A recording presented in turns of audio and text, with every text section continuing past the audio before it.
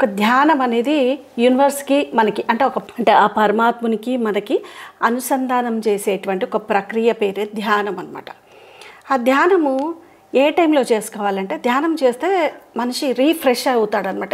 ఇప్పుడు cell phone ఉంది, suppose నీకు ఛార్జింగ్ అయిపోతే ఏం చేస్తావు? ఛార్జింగ్ పెడతాం. ఎస్, అలాగే ధ్యానం అనేది కూడా ఒక ఛార్జింగ్ ఆఫ్ మన బాడీకి అనమాట.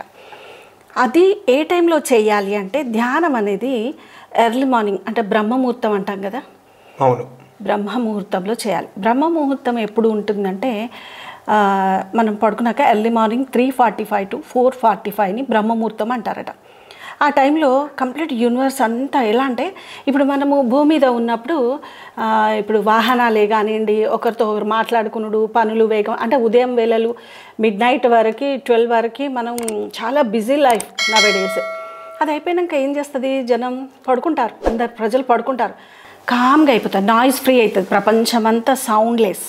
సో అట్లాంటప్పుడు కామ్గా ఉన్నప్పుడు మనము పరమాత్మతో మాట్లాడుకునేటువంటి ఒక అవకాశం బ్రహ్మముహూర్తంలో కలుగుతుందట.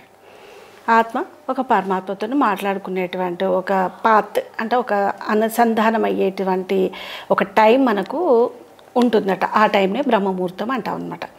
ఆ బ్రహ్మముహూర్తంలో ధ్యానం చేసుకుంటే నాయిస్ ఫ్రీ అనమాట, అందరు పడుకుంటారు. అంటే అప్పుడు అందరు మైండ్ సెట్ ఏమవుతుంది, ఆఫ్ అయిపోతుంది అనమాట.